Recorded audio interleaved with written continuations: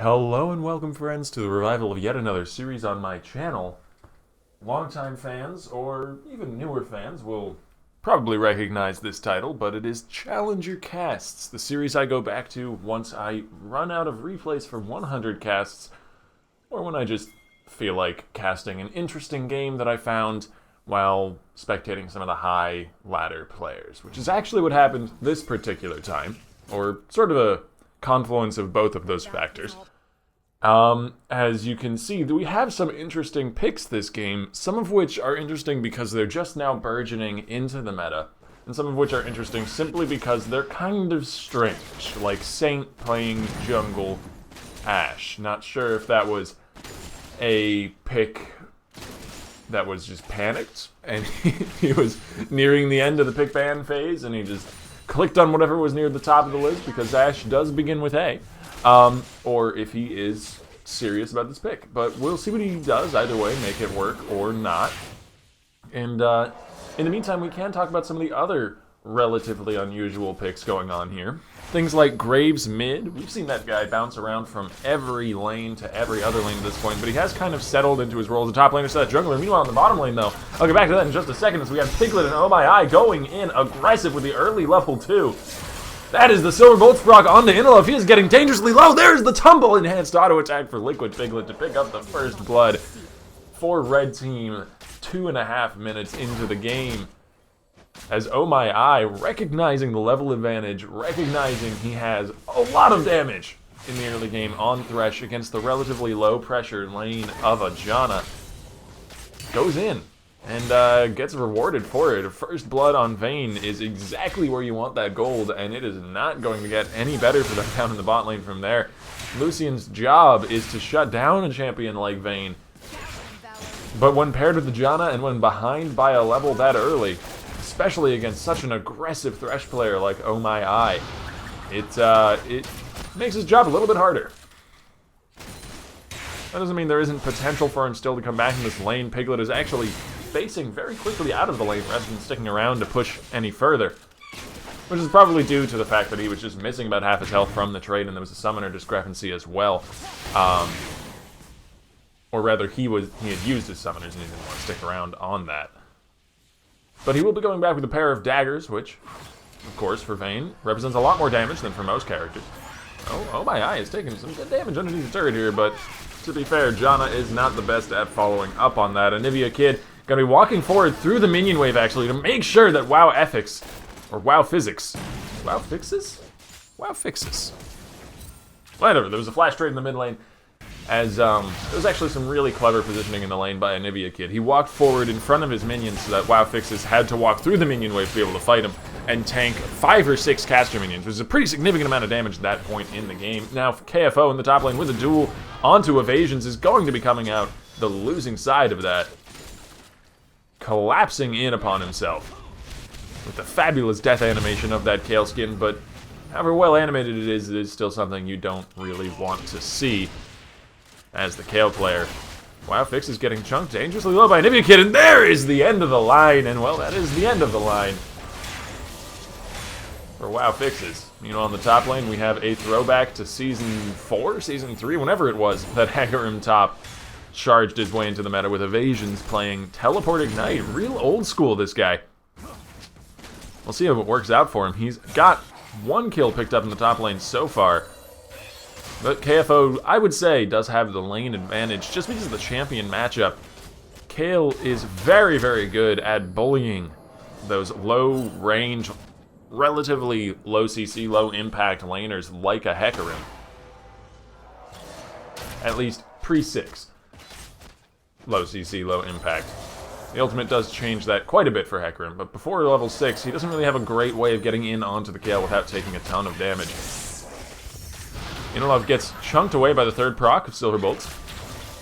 The hook flies wide between both members in the enemy bot lane, but Piglet and Oh My Eye still get a good trade, and now 26325 is kind of caught off from his AD carry. Loses half of his health for his trouble. As Saint continues clearing topside jungle as this jungle Ashe. We haven't really seen too much action from that pick yet, which is kind of to be expected. Honestly, what I did expect was to see a bit more action from this Lee Sin onto the Jungle Axe. Evasions takes some good chunking auto attacks there as Liquid Piglet gets exhausted. There's the flash away. Oh my eye tosses out the hook, but it doesn't quite land, and that's going to be giving Inilov the kill in the bottom lane. Now, an Ignite burning onto Inilov. He's going very, very low, but he does pick up the double kill with his passive. And that is going to be dangerous game, healing him quite safely outside of the Ignite tick range. Nivea Kid now pushing WoW Fixes under his tower, trades about evenly in the mid lane. And that is the other pick that I was really interested in talking about, because there's something that's been going around in higher level play recently, which is playing Graves either top or mid. He works in either role. But playing him as a sort of off-tank, aggressive, just weird pick that I've never seen its like before in this game. Except maybe the only comparison I can make is somebody like Urgot with the passive that reduces the enemy damage. What he does is he buys a Phantom Dancer, which has the passive to reduce enemy damage, and then he buys a Death's Dance, which gives you a bunch of health back from landing any physical damage, which of course Graves has oodles of that at his disposal. And then also makes it so that damage you take isn't instant, but instead is over 15 seconds, I believe, or 5 seconds, and turns it into a bleed that ticks. Oh, there's the first gank from the Jungle Ash! The ulti from almost point-blank range, but WoW Fixes gets bursted, rather, incredibly low himself, and one called Saint just doesn't have the range! No, the volley isn't enough! That passive armor from the quick draw going to be keeping Graves alive here. Now Choron coming in to try and clean up this mess. Doesn't quite take down WoW Fixes, might be going down himself. There it is! He lands the Sonic Wave, but does not have the hit points to follow up with a Resonating Strike. And maybe not the target they were aiming for, but Saint and Fixes do manage to pick up a kill in the mid lane. Now Evasion's going in for round 2 on the KFO. This time, though, there is an intervention available. He might not even need it, though. That damage from the Kale with just a Gnasher's Tooth is coming up strong. Turns out, Mercury's Treads don't really give you too much in the way of combat stats. And right now, KFO is really heavily outscaling Evasions, and really heavily out-farming him as well. Look at that CS differential. Nearly 30 up available for KFO right now. And that is the Gnasher's Tooth. No, it's just the Stinger completed. It's not even the Gnasher's Tooth. I thought so. So it's the wrong color to be the Gnasher's Tooth there. But still, even a Stinger, just the Stinger alone with that attack speed and a little bit of cooldown reduction gives you more combat statistics than a pair of Mercury's Treads do. And that's not to say that the Mercury's Treads aren't valuable for Evasions. He is getting at least some AD out of them because of the Hecarim passive, but it's not going to be nearly as impactful as just the sheer amount of value that a Kale gets out of that much attack speed and then some cooldown reduction. Piglet popping the final hour, going to be tumbling forward, 2-6-3-2-5. Despite a Monsoon and his best efforts, is going to be going down. There's Chorong hit by the crystalline arrow from across the map. He's going to be brought down very, very low, dangerously so. Here comes Evasion to the backside, and this is blue team cleaning up an over-aggressive red side bottom lane with their cross-map pressure from the Jungle Ash and the teleporting Hecarim. Not a sentence I expected to say, but a very interesting one to have said anyways, as Anivia Kid takes advantage of the absence of his mid laner. And even there we saw some cross-map pressure from WoW Fixes. Should give him some credit as well, who's playing that mid lane Quinn and is able to roam really, really quickly across the map. Not to mention get back to lane really quickly as well. Another advantage of Quinn being in such a short lane. I'm honestly surprised we haven't seen more Quinn mid lane because she's able to get back to that lane so quickly. But here comes Anivia Kid with some burst of his own. Another trade of Flash in the mid lane. I feel like we've seen that story play out before. And neither side's going to be coming out on top. It's a very even lane so far in the mid lane, but we do have a CS lead for Anivia Kid. So I suppose he's pulling ahead in that regard. As we see him build into the Caulfields and a pickaxe, I think that's going to be going into a Death's Dance, if I recall correctly. I believe those are the components for that item, though I don't see it built too often, so I may be wrong. But if memory serves, I believe those are the pieces, and so we get to see the exciting new mid-lane Death's Dance, possibly even Phantom Dancer, Graves build that just makes him into this weird tank that can still do all of your health in about 3 seconds. And it's certainly not in any way fair, but it is really entertaining. Evasion's now in the top lane onto Echo Fox. Ooh, there's the crystalline arrow, but it doesn't quite land, and this could spell disaster for blue team, as with a divine intervention and a monkish intervention from the Lee Sin. It's gonna be 2 kills down for red and none for blue. That turned around so quick and so nasty for blue team. KFO is going to shred away the minion wave, shred away the turret with the help of Chirong. And meanwhile in the mid lane, Anivia Kid is getting some global gold for red team as well. This is starting to tumble out of control for blue, who are 2,000 gold in the dumpster right now. Not an insurmountable lead, of course, but certainly something fairly significant at 11 minutes into the game. Oh, my eye is lining up for a beautiful hook, and he lands it onto Inivlev. Well shot, my friend, and that is a kill been and gone for red team's bottom lane. That's strong. I think he was going for the ward hop there. We're gonna just pretend that didn't happen.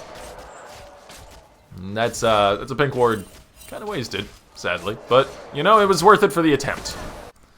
He just came off of a double kill in the top lane. He was feeling cocky. He was feeling rare and ready to go. He just didn't quite have the range onto WoW fixes. That seems to be the story here in mid lane quite often. They just don't have the range onto each other to kill each other.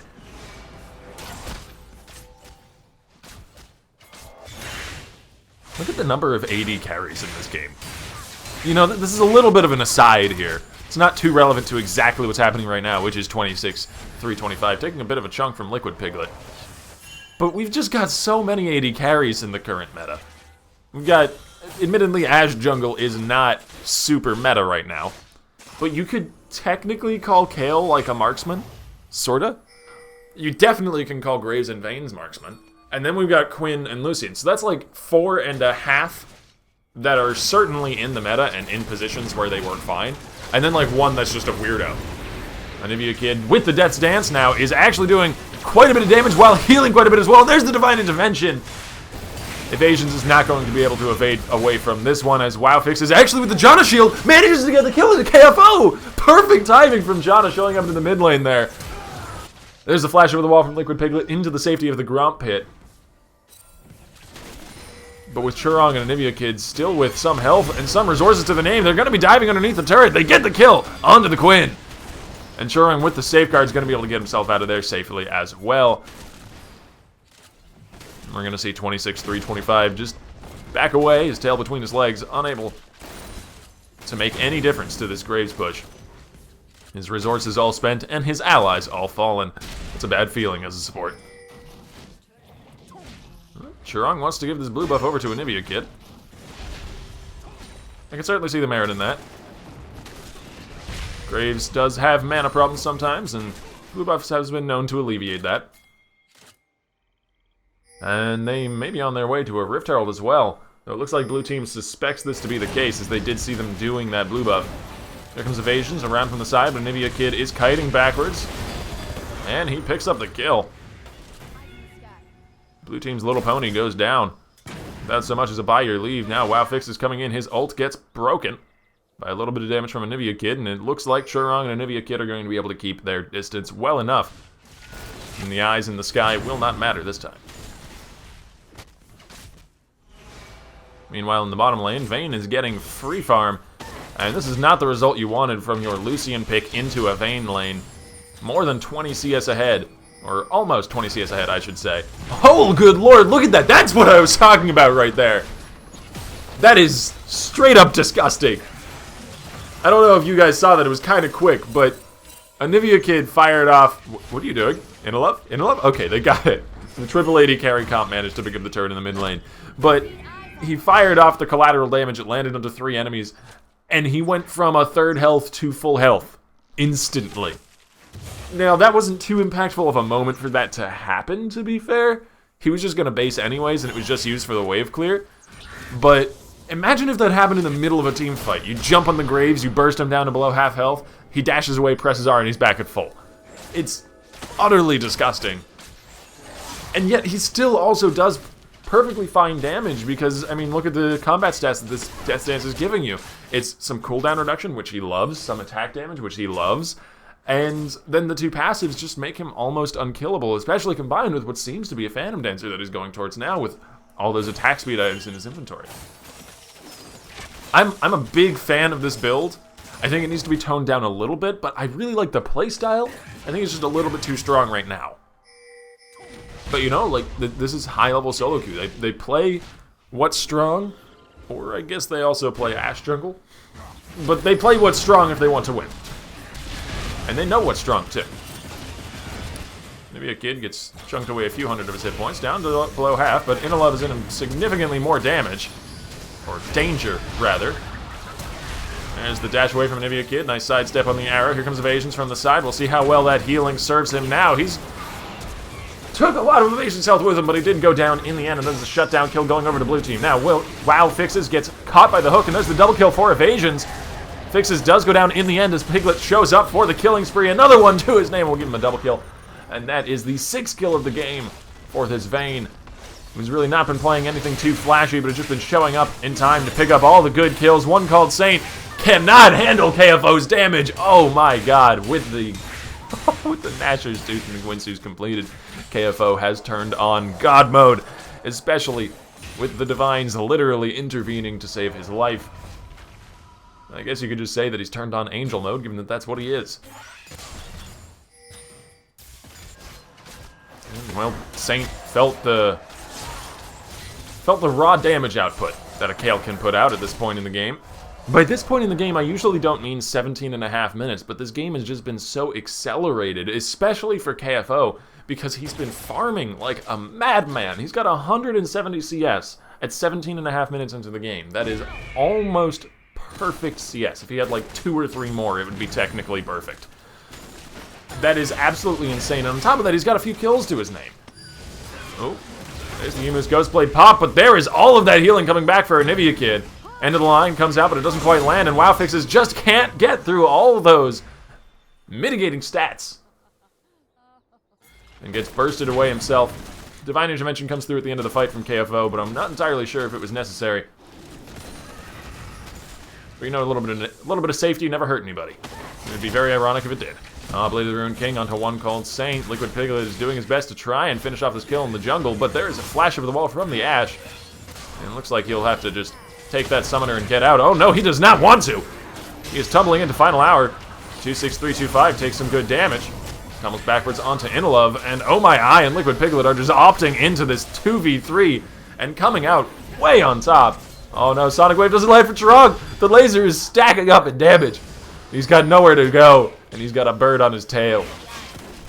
That is a very deadly sin. And Nivea Kid now trying to clean up the work that his junglers started in the enemy base. Red team is just starting to absolutely Shrek. It's the only word I can think of. Wreck, Shrek, whatever you want to call it. Blue team here, and it's getting way out of hand. There's the end of the line again, but it doesn't quite land. The Nivea Kid, though, he didn't need it to land. He does ridiculous damage with those point-blank autos anyways, and evasions, having gone with the Trinity Force build, having gone with the throwback Hecarim Lane build, simply doesn't have the ability to battle this Graves, or really battle anyone at this point on the enemy team.